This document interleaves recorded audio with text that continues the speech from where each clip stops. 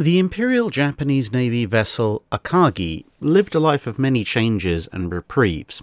Originally laid down in December 1920 as part of the Amagi class of battlecruisers, work on her came to a screeching halt when Japan signed up to the Washington Naval Treaty. But unlike her sister ships Atago and Takao, Akagi, along with Amagi, was retained for conversion to an aircraft carrier, mirroring the US Navy's plans for the Lexington and Saratoga.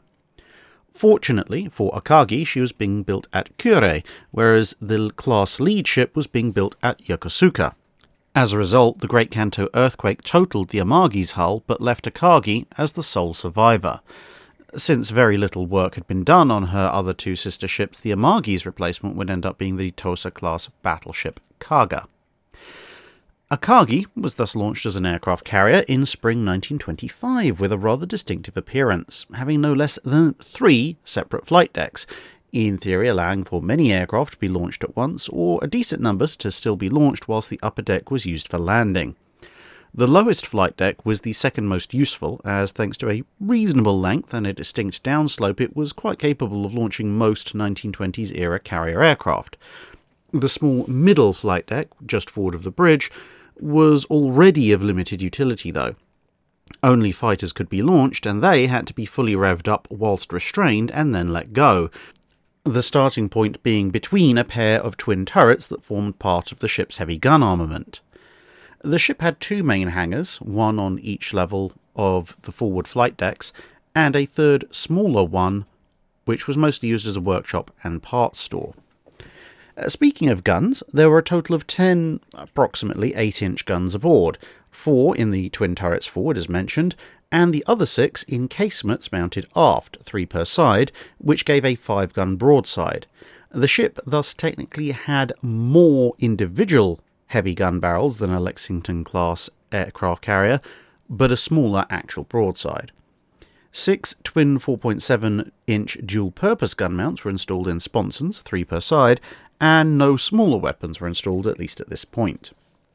Thanks to 130,000 shaft horsepower driving 4 shafts, a power plant that had been barely modified from the start as a battlecruiser, she was able to reach just over 32 knots initially in service, with an in-service air group of 52 active aircraft against an initial deployment of 60, with a number of reserves.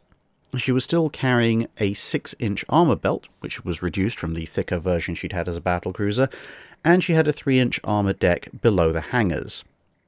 However, the increasing weights of aircraft, the realised need for a full island for command and control as opposed to the small conning position that had been installed during a minor refit in the late 1920s, as well as dissatisfaction with a funnel system that was trunked down over the side, along with a number of other items, meant that the ship was taken in for full modernisation in 1935, which was being partially informed by work that was already being carried out on Kaga, which had experienced similar issues and had gone in for updating in the previous year.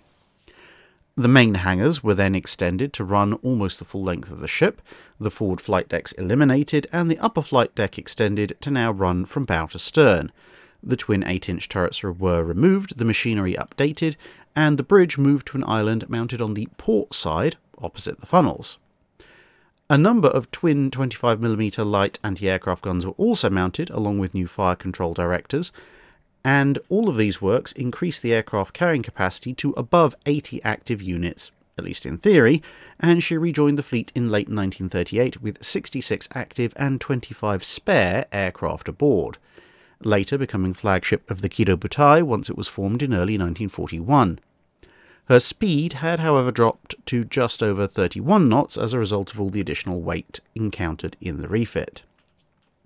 With a fair degree of operational experience, courtesy of the Sino-Japanese War, late 1930s edition, the ship began preparations over the autumn of 1941 for the attack on Pearl Harbor, which Akagi led, with her aircraft contributing to almost every one of the more spectacular events of that day, with the exception of the destruction of USS Arizona. She then supported the Japanese invasions of multiple islands and nations in Southeast Asia before attacking Australia and subsequently heading off into the Indian Ocean as part of Operation C. Here, her aircraft attacked Ceylon and helped to sink the heavy cruisers Cornwall and Dorsetshire, the carrier Hermes, the destroyer HMS Vampire, the tanker Athelstan, and the corvette Hollyhock. In return, the British inflicted nothing bar 2 near misses. Admiral Somerville coming within hours of bringing the Kido Butai into a night gunfight aboard HMS Warspite, and a number of Blenheims which managed to turn up rather unannounced over Akagi and barely missed her with their bombs. After an abortive attempt to catch the ships responsible for launching the Doolittle raid, the Akagi went into a quick refit before sailing once more for Operation Me, or Mai, which would result in the Battle of Midway. The day opened with a strike from the Japanese and a counter-strike from Midway Island, neither of which achieved all that much, although a B-26 Marauder almost hit the Akagi after being mortally wounded by anti-aircraft fire.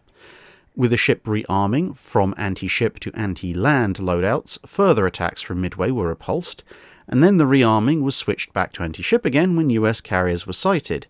But Akagi would never launch another strike.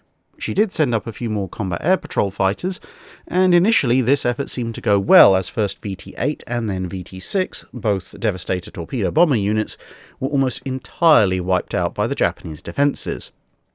But then, Dauntless dive bombers appeared overhead, and Commander Richard Best led an element of VB-6 to drop a 1,000-pound bomb right into the heart of the ship.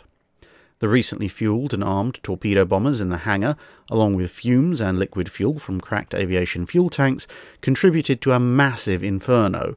The centralised firefighting system had also been damaged, and the damage control teams, which had largely survived, unlike on Kaga, were left with little to do but feed crew with basic firefighting gear into the growing inferno.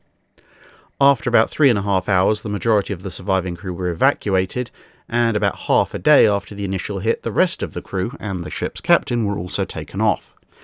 At 10 to 5 the following morning, Akagi was ordered scuttled, 4 torpedoes finishing the work that US aviators had begun, and the ship went down with 267 of her crew aboard, which was actually the lowest casualty count of any lost Japanese carriers that day.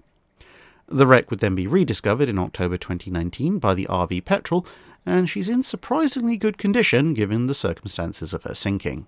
That's it for this video. Thanks for watching. If you have a comment or suggestion for a ship to review, let us know in the comments below.